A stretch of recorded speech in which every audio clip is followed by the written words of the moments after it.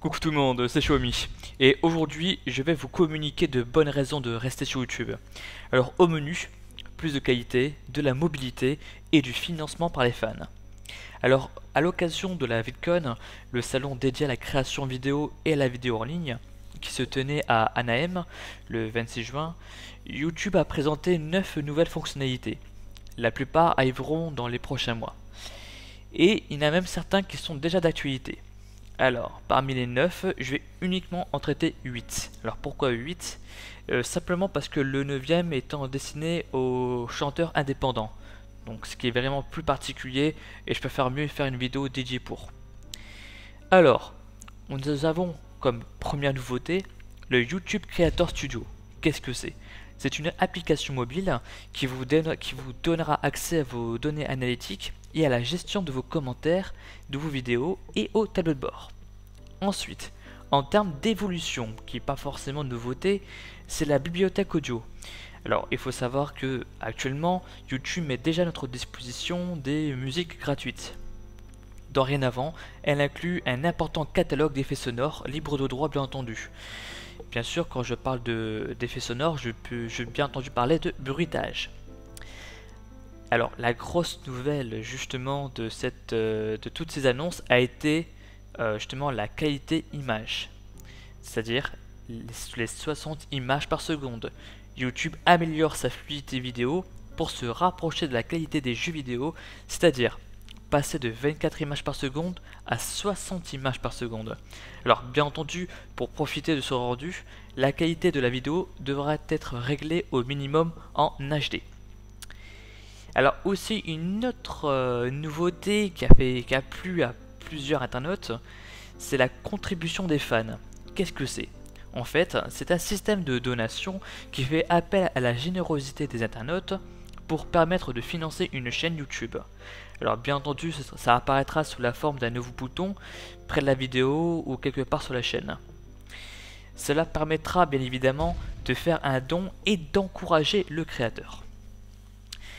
Alors une autre nouveauté qui est plutôt pratique, c'est le crédit créateur. Alors qu'est-ce que c'est?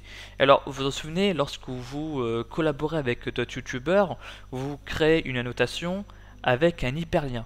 Voilà, ce qui permet justement aux internautes de cliquer sur l'annotation et d'être redirigés sur la chaîne concernée.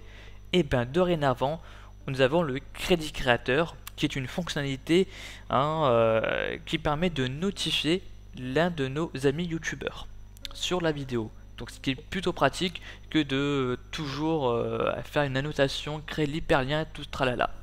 Donc c'est plutôt pratique, surtout que c'est accessible en un clic. Alors une autre nouveauté, enfin plutôt évolution, c'est la carte info. Alors qu'est-ce que c'est que la carte info?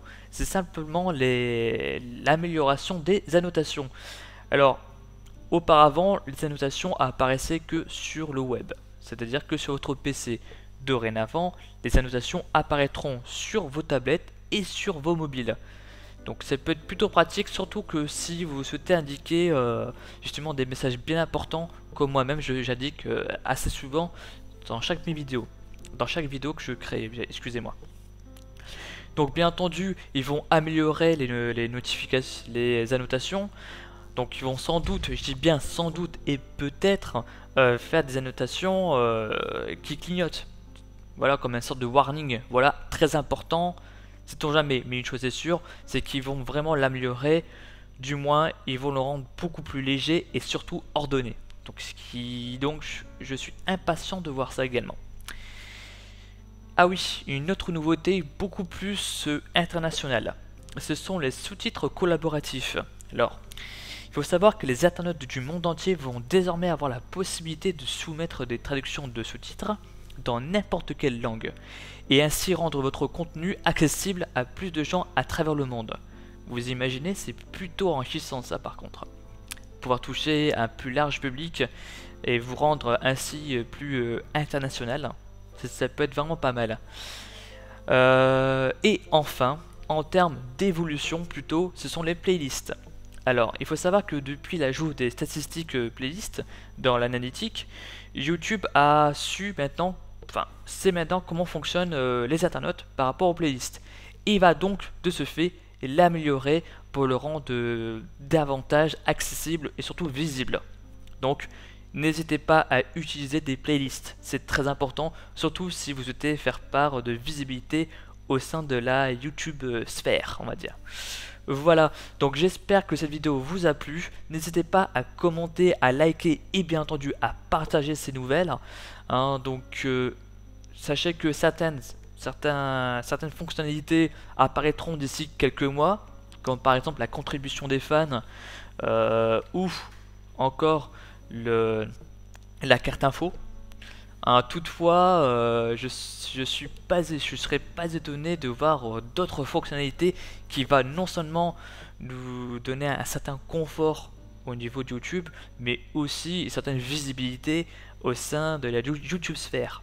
Voilà. Donc, je vous remercie de m'avoir lu et écouté, et de ce fait, n'oubliez pas de rester connecté. Allez, ciao tout le monde.